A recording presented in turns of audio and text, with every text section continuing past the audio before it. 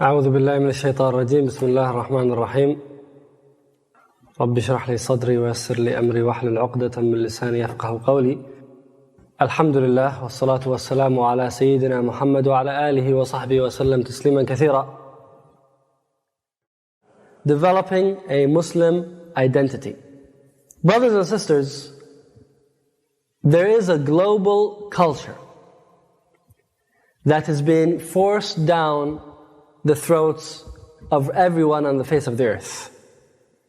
This global culture is protected and promoted. Thomas Friedman, he's a famous writer in the US, he writes for the New York Times.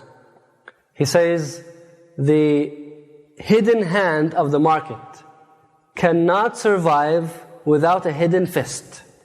McDonald's will never flourish without McDonnell Douglas, the designer of the F-15s. In other words, we're not really dealing with a global culture that is benign or compassionate. This is a culture that gives you no choice. You either accept McDonald's, otherwise McDonnell Douglas will send their F-15s above your head. It's a very intolerant culture that cannot coexist with anything else. It uproots every other culture on the face of the earth. It just cuts the roots of it. And you have a quote here by Alexander Solzhenitsyn. He's a famous Russian historian and writer. He says, to destroy a people, you must first sever their roots. So it's really a destruction of the people of the earth, because every other culture is being demolished. So this is not a global culture that will coexist with others, it will replace others. And the only ideology that is standing up to this global culture is Islam. But still, as Muslims, and especially Muslims living in the West, we are suffering from a serious identity crisis. I mean, you would find that even though the brother or sister would be practicing Islam, but the identity itself, the Islamic identity itself is lost. I mean, the person would have more in common with a rock star or a soccer player than they would have with a companion of Rasulullah ﷺ.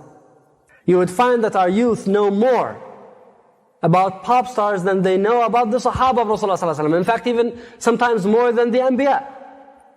How many of our youth know the names of all of the Anbiya of Allah? How many of our youth know the names of the Sahaba radiallahu anhum? But ask the same person to name the soccer players on their favorite team, or their best basketball players, and they'll go down the list. So there is a serious identity crisis that is going on among Muslims. And the way we can counter that, the way we can develop a Muslim identity, number one, by having a strong study of Islamic history, which is made up of the lives of the prophets of Allah, the life of Muhammad sallallahu alaihi wasallam, the life of the Sahaba radiallahu anhum, and then learning in general the Muslim history after that. So that's number one. You develop an identity by having an attachment with history. Because history is our umbilical cord. That is our lifeline. We are an extension of an ummah. We are not separated, we are not severed from our roots. We are part of a glorious ummah that we need to study about. Number two, by being part of the worldwide Muslim ummah. Our local identity should not override our Muslim identity. So my identification with Britain, or America, or Pakistan, or Kuwait, or any other country should not override my Islamic identity. See, this nation-state concept is something that Islam came to abolish. We have our loyalty to Allah subhanahu wa ta'ala and to our religion. And we are part of a worldwide ummah. Therefore we need to study, we need to learn about our Muslim brethren all over the world. What happens in Palestine should concern every British Muslim. What happens in Kashmir should concern every American Muslim. What happens in every corner of the Muslim world should concern me as if it is happening within my own house. So these are the two important elements in building an identity. Number one, having a deep understanding of your history. And number two, being part of the ummah and caring about the ummah.